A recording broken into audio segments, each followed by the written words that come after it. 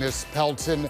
House Museum Day is around the corner. We have Simeon here to share details on exactly what that is and who she really was. She was huge in the art world. Good morning. Yeah, so what's happening is... Welcome. Oh, thank you for having me. Jump right in, please.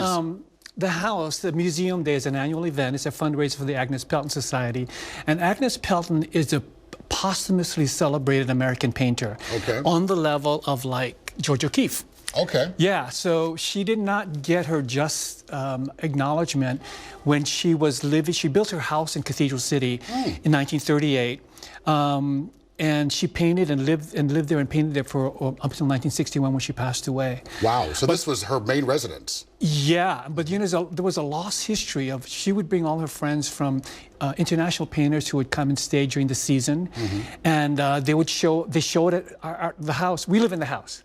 Do you really? Yeah, we bought the house about 10 years ago. Whoa. And then we took on her legacy because there's this woman who was like not celebrated. You know, this artist in her own lifetime, she was just the old lady who lived in the cove, you know, who was painting her crazy pictures. She painted desertscapes to make her living, but she painted these outrageous abstract paintings that are becoming.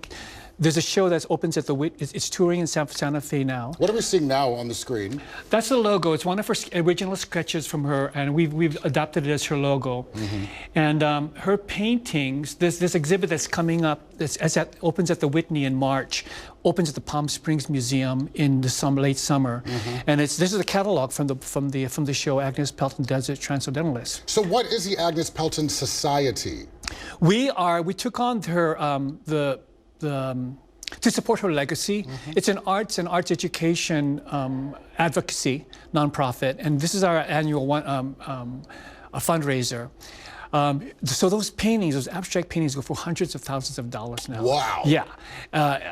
And we don't have the abstracts at our house, but we have some of the original desertscapes.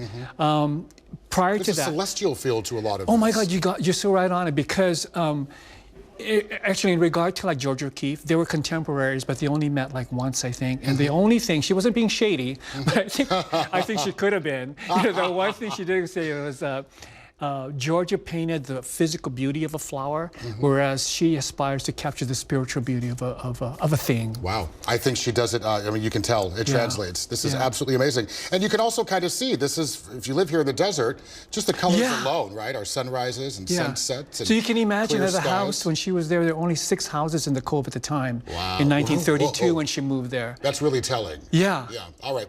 So tell me this: as far as activities planned for the historic Agnes Pelton House Museum Day, tell us a bit about that. We do what she did, and she brought together different artists. So and one thing we've done, we've commissioned local artists to paint murals in the alleyway, Chuparosa Lane, that borders the property. But during the 4-hour period, we have singers.